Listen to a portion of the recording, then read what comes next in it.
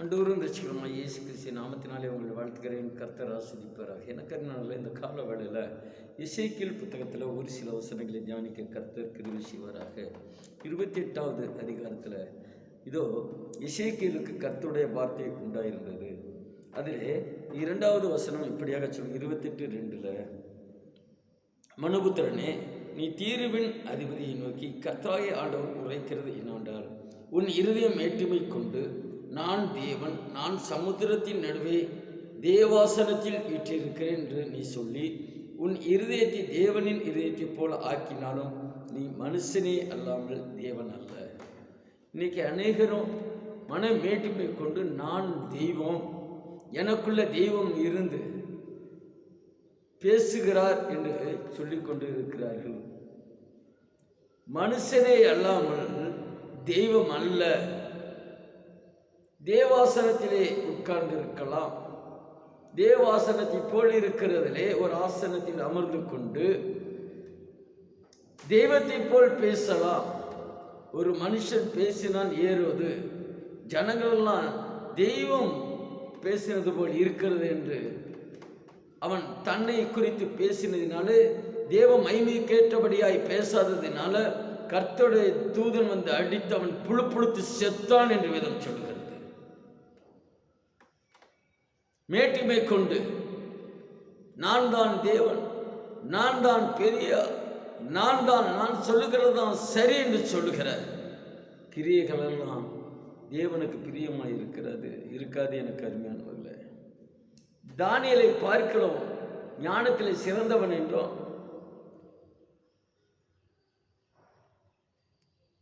உன் புத்தியினாலும் பொருள் சம்பாதித்து பொன்னையும் வெள்ளியும் உன் பொக்கிஷத்தில் சேர்த்து கொண்டாய். உன் வியாபாரத்தினாலும் உன் மகா ஞானத்தில் உன் பொருளை பெருக பண்ணினாய். உன் இருதயம் உன் செல்வத்தினால் மேட்டிமையாயிற்று. ஒரு சிலருக்கு பணம் இல்லாத காலங்களிலே, வசதி இல்லாத காலங்களிலே அவ்வளோ தாழ்மையாயிருப்பார்கள். ஆனால் பொருள் பணம் வந்த உடனே மனம் மேட்டிமையாகிவிடும். அப்படிப்பட்டவர்களுடைய நிலைமை மிகவும் மோசமாய் போய்விடும். எனக்கு அருமையானவர்களே, மேட்டிமை கண்ணனை கர்த்தர் அருவருக்கிறார்.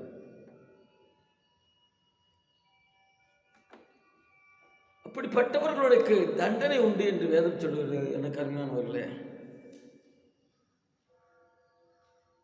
நீ உன் இருதயத்தை தேவனின் இருதயத்தை போல ஆக்குகிறபடினால் இதோ ஜாதிகளில் மகாபலவான்களாகிய மறு தேசத்தாரை உனக்கு விரோதமாய் வரப்படுவேன். அவர்கள் உன் ஞானத்தின் அழகுக்கு விரோதமாய் தங்கள் பட்டயங்களை உருவி உன் மினுக்கை குலைத்து போடுவார்கள். உன்னை குழியிலே விழ தள்ளுவார்கள். நீ சமுத்திரங்களின் நடுவே கொலையுண்டு சாகுகளைப் போல் சாவாய். தன்னைத்தான் உயர்த்துகிறவர்கள். உன்னை கொள்ளுகிறவனுக்கு முன்பாக நான் தேவன் என்று நீ சொல்வாயோ? உன்னை குத்து போடுகிறவன் கைக்கு நீ மனுஷனே அல்லாமல் தேவன் அல்லவே. எனக்கு அருமையானவில்லை. அநேக இடங்களில் தொழில் போட்டி, பொறாமை, பெண் கள்ளத்தொடர்பு இவைகளினால் குத்தி கொலை செய்கிறார்கள்.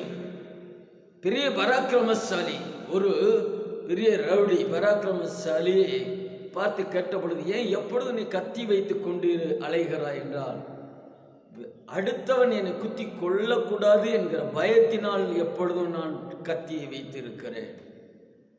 எனக்கு அருமையானவர்களே, நாட்கள் இல்லை. தன்னைத்தான் மேன்மைப்படுத்துகிறவன், தன்னைத்தான் உயர்த்துகிறவன் தாழ்த்தப்படுவான்.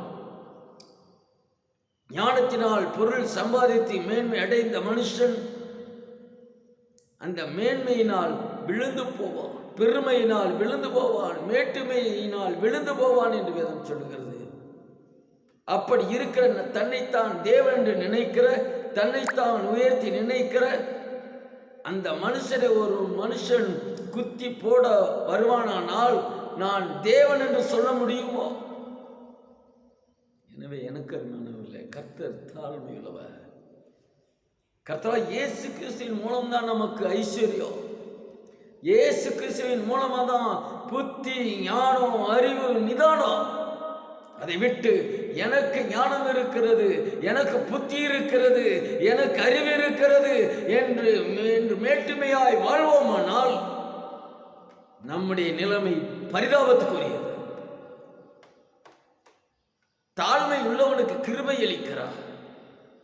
எனவே தாழ்மையை கற்றுக்கொள்வோம். இயேசு கிறிஸ்து வாழ்ந்த தாழ்மையை அறிந்து கொள்வோம். சுய புத்தியை சார்ந்திராதே. கர்த்தர் கொடுத்திருக்கிற புத்தியும் அறிவும் நமக்குள்ளாக இருக்க கர்த்தர் விரும்புகிறார். எனவே எனக்கு அருமையானவர்களே, கர்த்தர் நாம மகிமைக்காக கர்த்தரை சார்ந்திருப்போம். கர்த்தருடைய வசனத்துக்கு கீழ்ப்படிவோம். தாழ்மை உள்ளவர்களாக இருப்போம். கர்த்தர் ஆசீர்வதிப்பாராக. எங்களுக்காக ஜெபித்துக் கொள்ளுங்கள். கர்த்தர் உங்களை மேன்மைப்படுத்துவாராக.